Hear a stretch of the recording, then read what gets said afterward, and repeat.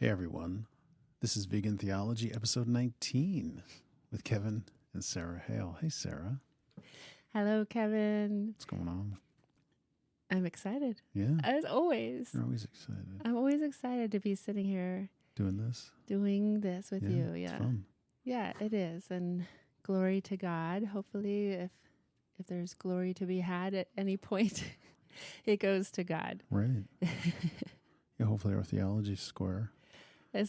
We're doing our best. We're trying. I think God knows. Yeah. Welcome everybody, and we are discussing the final chapter of Animal Theology by Andrew Linzey today. So, hallelujah. Hallelujah. The title of this chapter is Genetic Engineering as Animal Slavery. Wow. A lot there. Genetic engineering and animal slavery. It's a provocative title. As we know, Linzey does not shy away from being provocative. Right. I love the guy. Mm-hmm. And it still blows my mind that this was like 1994 even. Yes, 94. He was doing really good work. Almost. It's going to be close to almost 30 years ago. Right. Yeah. Right. That's amazing. Yeah, and we're still just kind of getting our feet wet with all the work he has done. Yeah. So thank you, Andrew Linzey. Yes, thank you. I think I want to start by just talking about how when we use words like slavery, right, we're used to hearing those words to describe horrible things that happen to humans. Yeah. So I'm thinking of words like rape, kidnapping, murder, genocide, imprisoned, Holocaust, right? These are words that we're used to hearing to describe horrible things happening to human beings. Yeah. And when we use those words to refer to what's happening to animals, I think it's a little shocking to the system. Right. Like, no. You cannot. It's almost like a sacred word. And you cannot use that word to apply to what's happening to animals. As with so much, I think, with Linzey, it's intentional that he's using a provocative word that might be shocking to the system at first. Right. But I think he makes the case that it is the exact same thing that's happening, like what we call slavery when it's happening to humans, the exact same things we're doing to animals. And I think he makes a really good case as well that when you justify one, it's very easy to justify the other. Right. That they are related. But also what that's doing is it's actually equating humans and animals. I think he does a really good job of illuminating that whether we're talking about sexism or racism or speciesism or any ism, it's all the same root. It's all the same corrupt root that needs to be weeded out. Right. It also reminded me that there's a book out there that we have not yet read or discussed or even purchased, if you can believe it, called Eternal Treblinka. Have you heard of that? No. Our Treatment of Animals and the Holocaust. This is by Charles Patterson, but I believe I heard it I saw it referenced when I was reading Norman Phelps' book. I think that's who references this, the idea being that for animals, this is an eternal Holocaust. Right. Because Treblinka was one of the death camps in World War II. So we're using these words, and it might feel a little uncomfortable, at least at first. But, let's discuss whether or not it's a justified use of these terms. Right. Let's read the first paragraph, which is, as always, he comes out swinging. Right. This chapter rejects absolutely the idea that animals should be genetically manipulated to provide better meat machines or laboratory tools.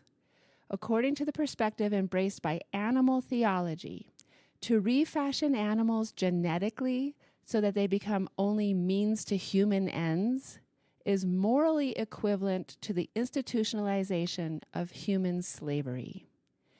There is, therefore, something morally sinister in the untrammeled development of genetic science, which admits of no moral limits save that of the advancement of the controlling species. Nothing less than the dismantling of this science as an institution can satisfy those who advocate moral justice for animals. We reach here the absolute limits of what any reputable creation theology can tolerate. Wow.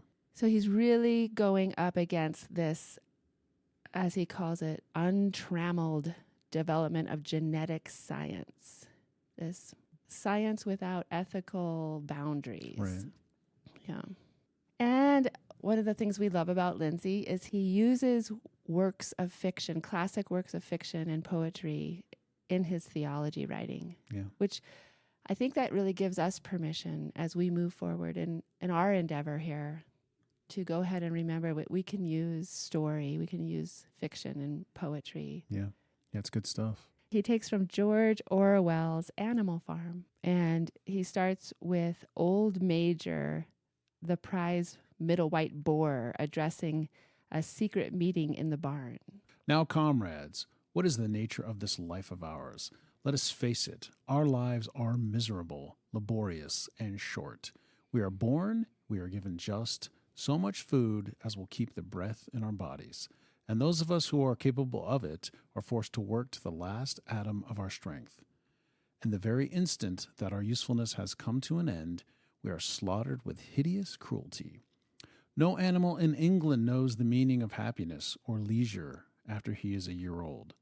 The life of an animal is misery and slavery. That is the plain truth. He goes on, why then do we continue in this miserable condition? Because nearly the whole of the produce of our labor is stolen from us by human beings. There, comrades, is the answer to all of our problems. It is summed up in a single word, man. Remove man from the scene, and the root cause of hunger and overwork is abolished forever. Man is the only creature that consumes without producing. He does not give milk. He does not lay eggs. He's too weak to pull the plow. He cannot run fast enough to catch rabbits. Yet he is Lord of all the animals. He sets them to work. He gives back to them a bare minimum that will prevent them from starving, and the rest he keeps for himself. And yet there is not one of us that owns more than his bare skin. And then he goes on, what then must we do? Why, work night and day, body and soul, for the overthrow of the human race. That is my message to you, comrades. Rebellion. I do not know when that rebellion will come. It might be in a week or in 100 years. But I know, as surely as I see this straw beneath my feet, that sooner or later justice will be done.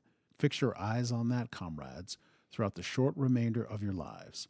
And above all, pass on this message of mine to those who come after you, so that future generations shall carry on the struggle until it is victorious.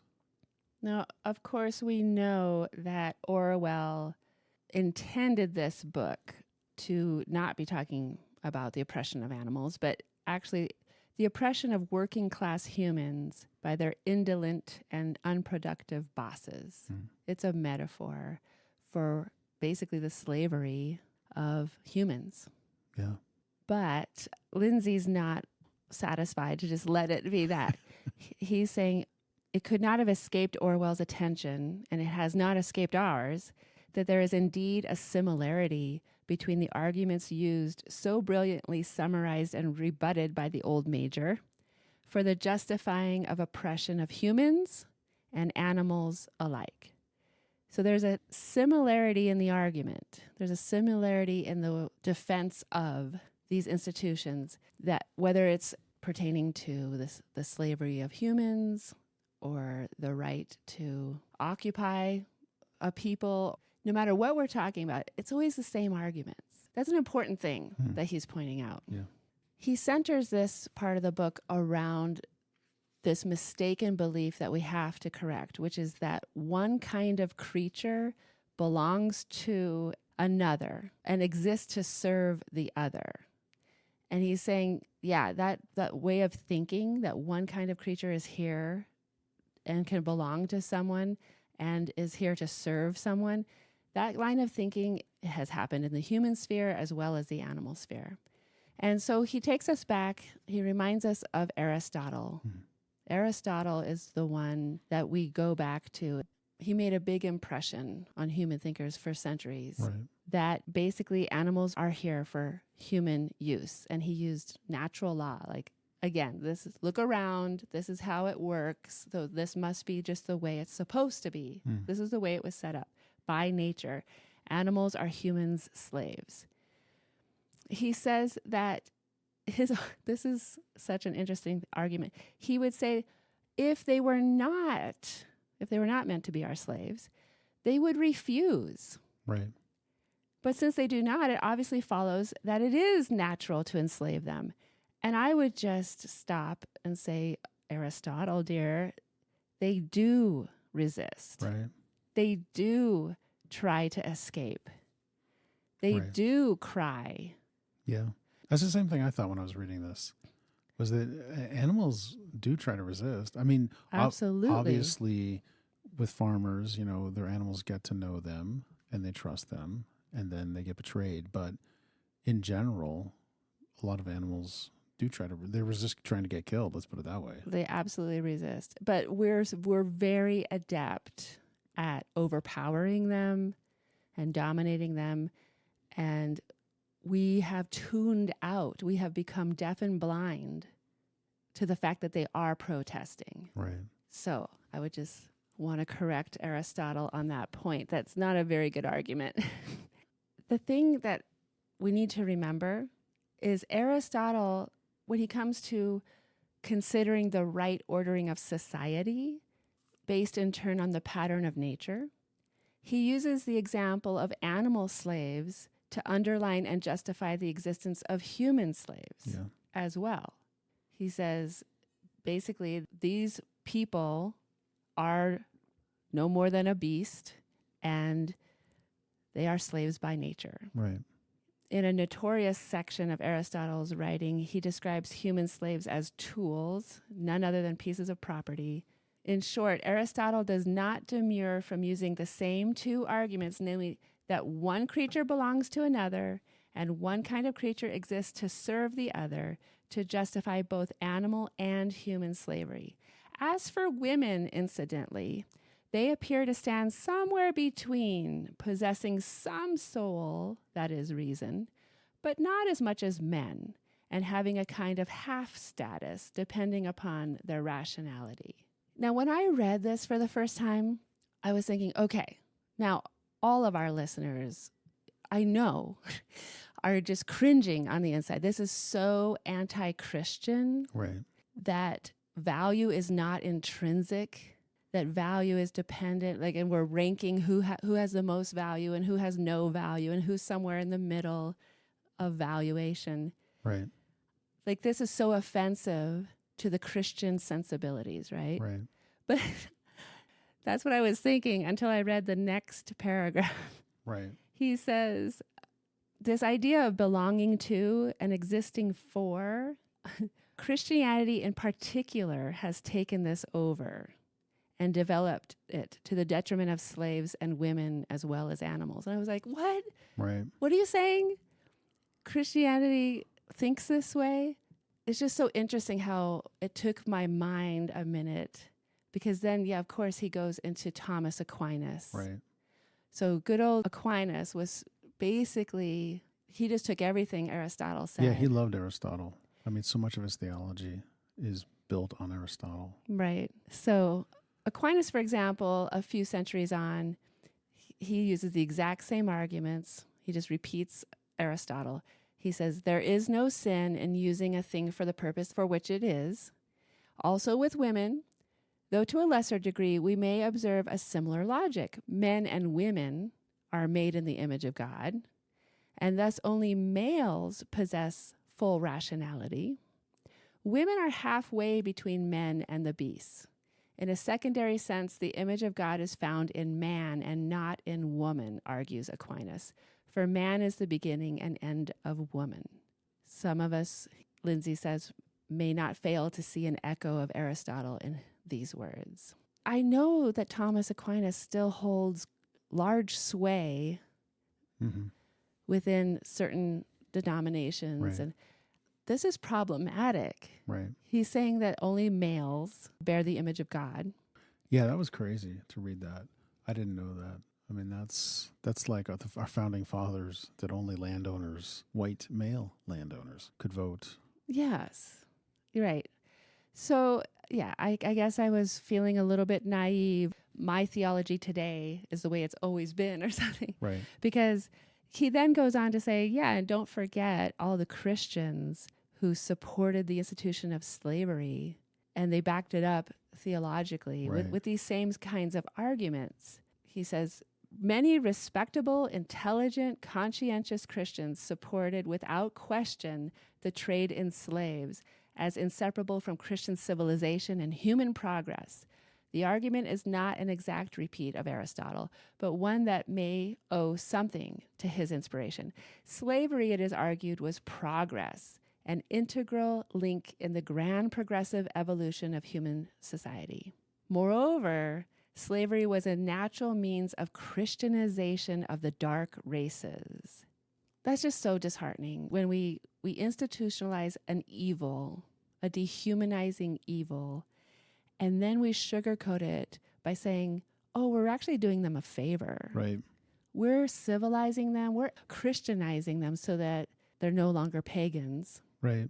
No, it's troubling. And I couldn't help but think of, we've seen even modern arguments where people support slavery in America, Yeah. the institution of slavery, saying that the slaves were better off being slaves than they were being on their own. I mean, Right. just that kind of thing. You're just Christians making that argument.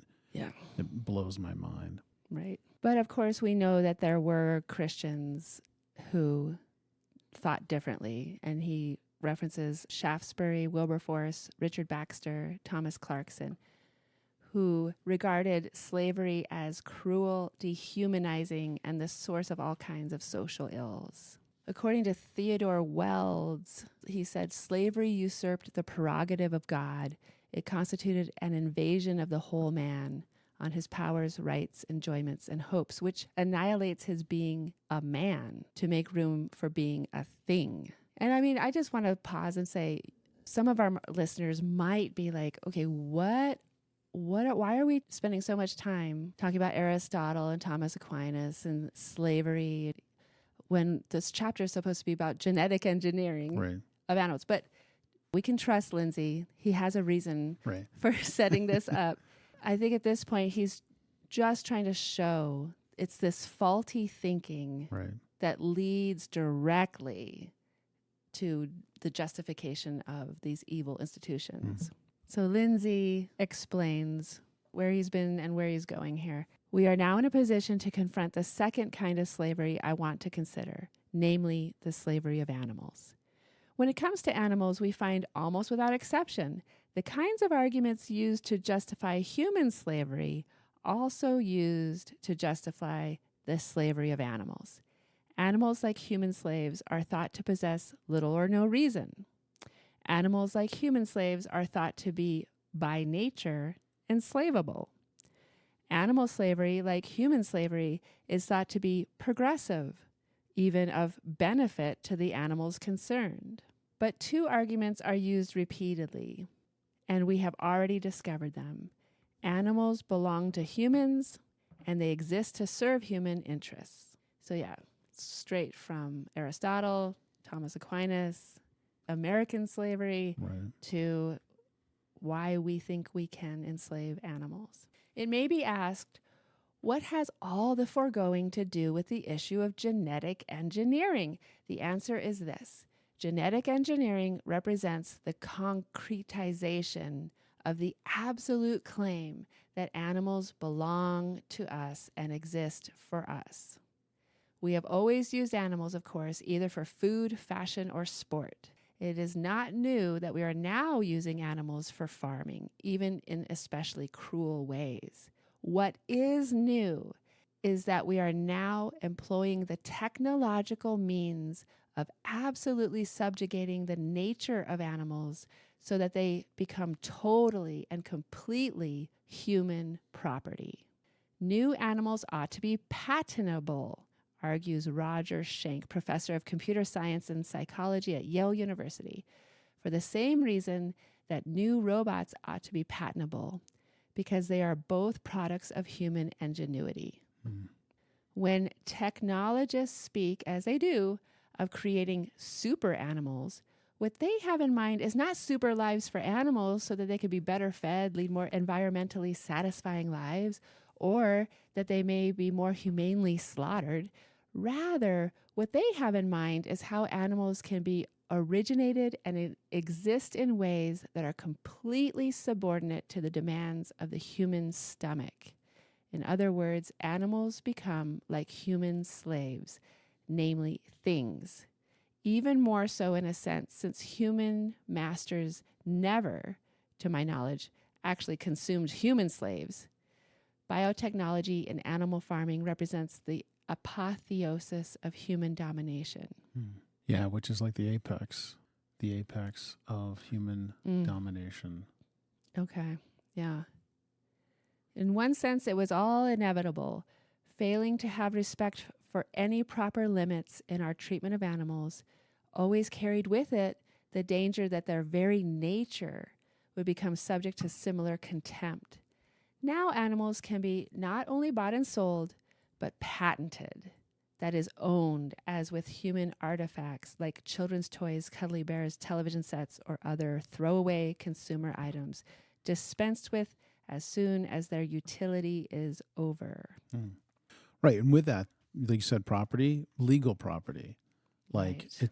that they're legally theirs. Yeah, this idea that we think we have the right to completely change an animal's existence so that their very nature is taken away from them. We recently did a show on turkeys. I think we've talked about it on this podcast a couple times, but turkeys, egg-laying hens, broiler chickens, like so many species of animals, we have so altered their biology Right.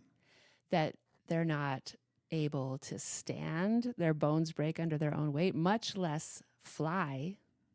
Turkeys aren't even able to have sex. Like Right. all of these species of animals have to be artificially inseminated. Like we've completely changed their existence. We've taken away their very nature. Or we were looking at these marine parks that take these whales that naturally swim the entire length of the globe up and down in the course of a year with their migratory patterns.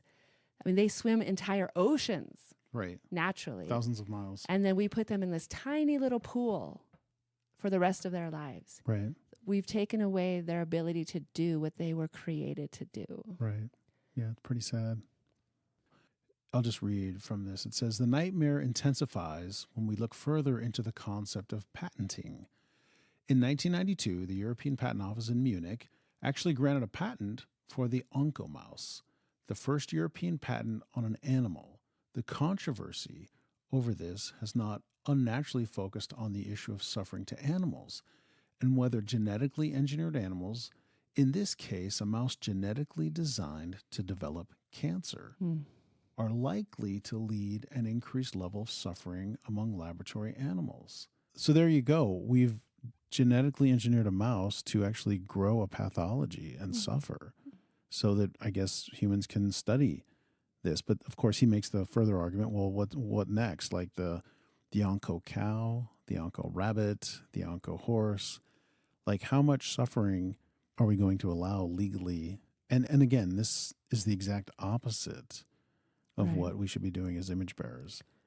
This is not being good stewards of God's creation. Right. He says at the end of that paragraph, it signifies the effective abdication of that special God-given responsibility that all humans have towards the well-being and autonomy of sentient species.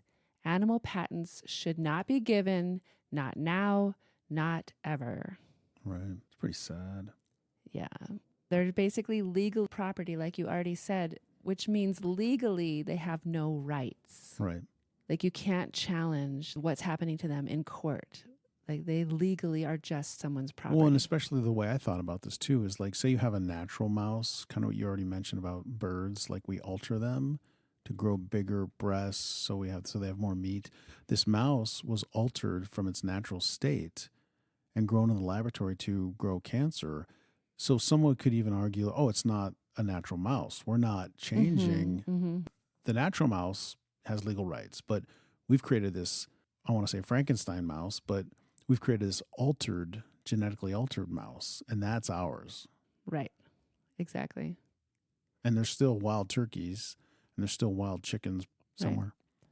So yeah, not only do they not have any legal rights and they are considered someone's property, but this is creating all kinds of commercial gain Right. for the people who hold the patent. Right. So just adding more evil on top, I guess, that it legitimizes a morally questionable line of research, but it also financially rewards those who carry it out. Right. The artificial creation of disease in animals can hardly be claimed to be compatible with the designs of a holy, loving creator. I would agree with that. Yeah. The artificial creation of disease in animals, that can hardly be called consistent with what God's first commandments to us were. Right. Basically, to spread Eden all over the globe. Like, this is the opposite of that. Right. It's so corrupted. It's like we take our power, we take our abilities, and we use them to cause suffering. Right. Instead of to alleviate it. Yeah, it's sad because I think we've said this before. God has given us dominion. We are the image bearers. And whether we're doing good or evil, we still have that dominion. So this is an abuse of power. Yeah. Opposition to cruelty has been a long-standing feature of traditional moral theology. Whatever else can be said in favor of the oncomouse, it is difficult to see how it can pass any test of moral necessity.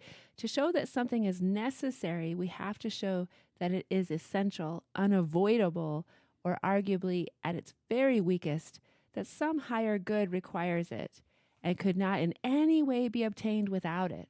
Even within those sub-traditions of Christendom which have been profoundly unreflective about animal welfare, there is a strong conviction that the infliction of pain can only be justified, if at all, on the most stringent criteria. So he's trying to say that any reflection on a Christian's part into what we're doing, it should just be a clear case that this is immoral.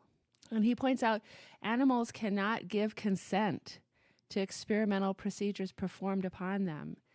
They cannot merit any infliction of pain, and moreover, they cannot intellectually comprehend the meaning of the procedures to which they are subjected. Right. These considerations always tell against the infliction of pain upon innocents, whether they be children, the mentally handicapped, or animals. And he's saying, so the innocence and the defenselessness of animals, instead of that being justification, and instead of that saying we don't need to be morally concerned about them, those are precisely the characteristics that should make us exercise special care. Right. And extraordinary scrupulosity. Yeah, and I think you were just alluding to, Kevin, this theology of dominion is what we've gotten wrong. And so he addresses again this bad theology. The Christian tradition, fed by powerful Aristotelian notions, has been largely responsible for its propagation. For many centuries, Christians have simply read their scriptures as legitimizing the Aristotelian dicta existing for and belonging to. The notion of dominion in Genesis has been interpreted as licensed tyranny over the world, and animals in particular. God, it was supposed, cared only for humans within creation, and as for the rest, they simply existed for the human goodies. Yeah, man. He quotes Archbishop of Canterbury, Robert Linzey, and also even Pope John Paul II as two examples of Christians who are challenging this bad theology. Yeah, these notions. Yeah. Yeah. And he kind of sums up his argument this way. No human being can be justified in claiming absolute ownership of animals for the simple reason that God alone owns creation. Animals do not simply exist for us nor belong to us. They exist primarily for God and belong to God. The human patenting of animals is nothing less than idolatrous. Yeah.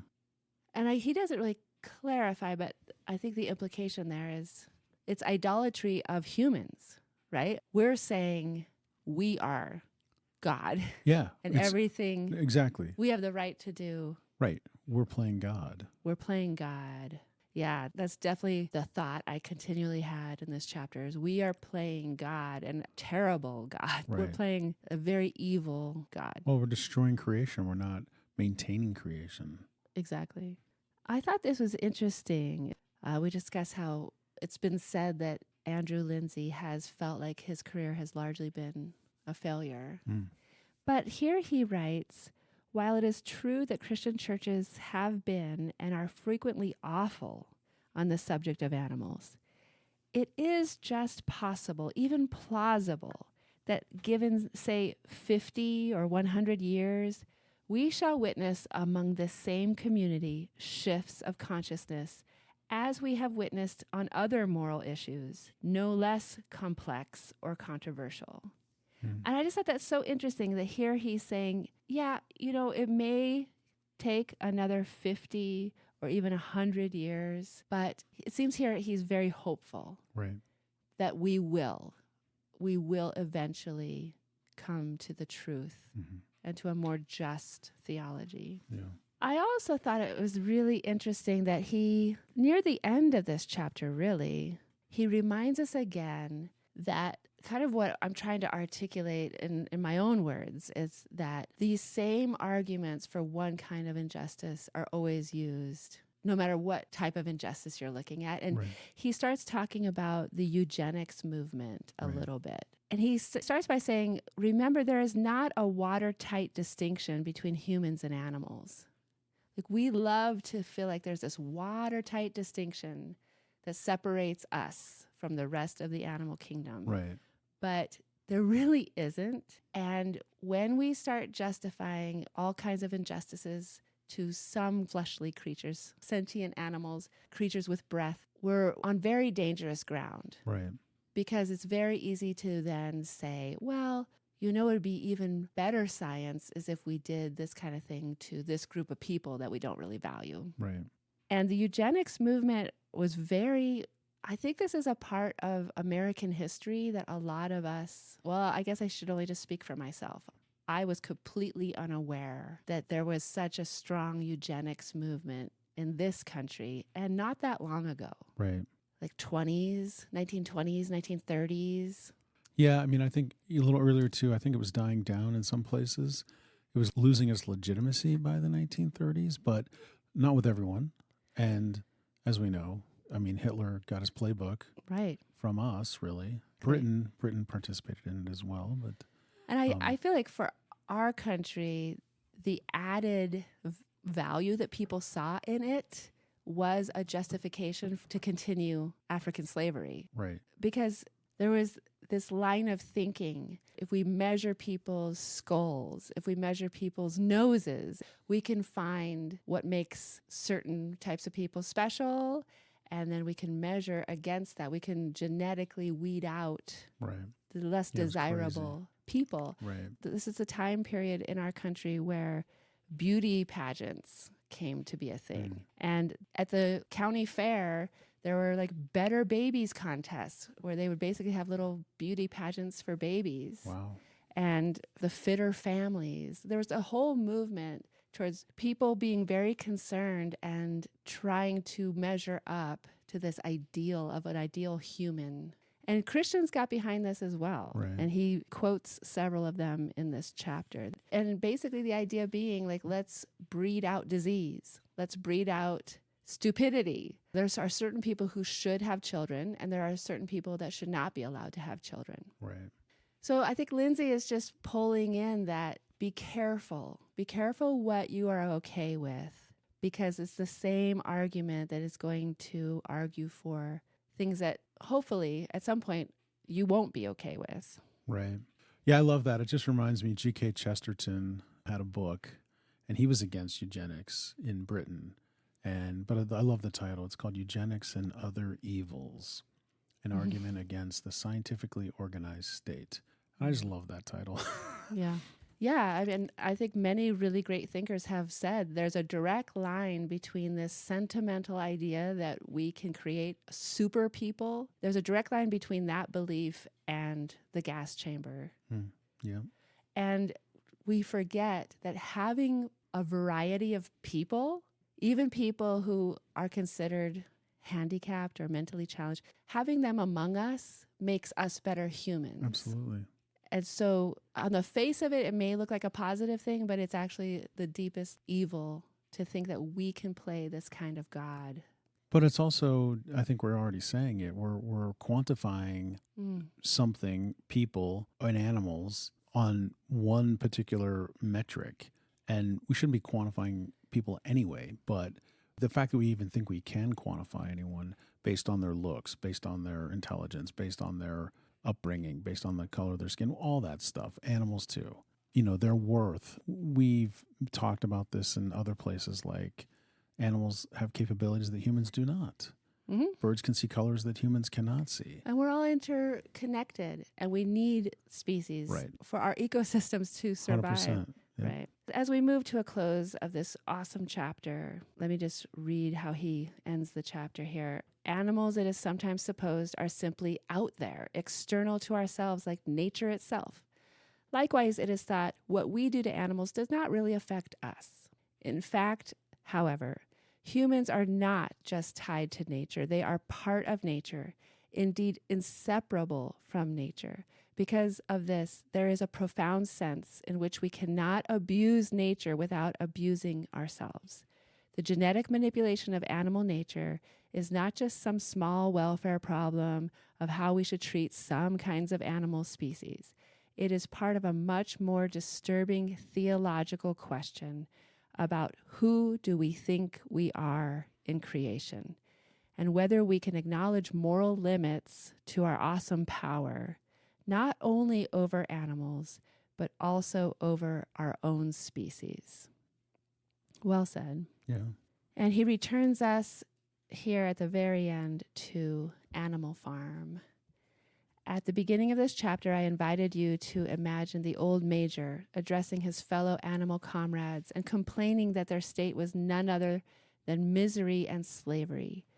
You may recall that a little provocatively, the old major thought that the answer was the abolition of man. In one sense, the old major was right. We need to abolish what St. Paul calls the old man, which is humanity in moral bondage or slavery to sin.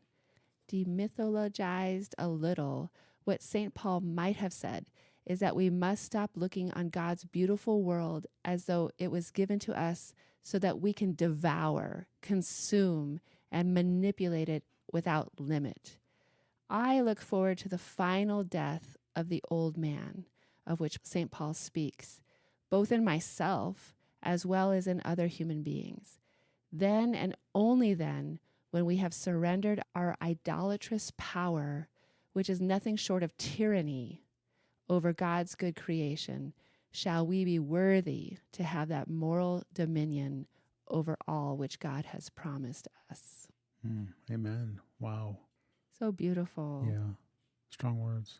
And that brings us to the end of this prophetic book. Andrew Linzey, just as I read through this book, I just felt like he's such a kindred spirit to us. He's like a brother or a father or a mentor to us, for sure. Yeah, so much respect for him. Right. I can't wait for that documentary to come out, too. I'm excited. Yeah. It's going to be awesome. Again, I think about it all the time. His theology is so sound. His Christology is so beautiful and well developed. It's very traditional theology in many respects. Yes. It's very solidly orthodox. And I think what's genius about it, it's consistent like we always talk about, but when he's done making his case, it seems obvious. Yeah. And to me, that just speaks to its internal coherence with the Word of God. And we keep saying he has a robust Christology. He has a robust theology. And it's because it's true, I think. It just rings true. Yeah. It rings true for us. Absolutely. Yeah, it was so nice to be affirmed and confirmed that much of the stuff that we were trying to come up with on our own, and he bolstered it. Mm-hmm. He confirmed it, like, Yeah. yes, we're on the right track. That was Right. really nice to see. Yeah. But then he offered so much more. Right.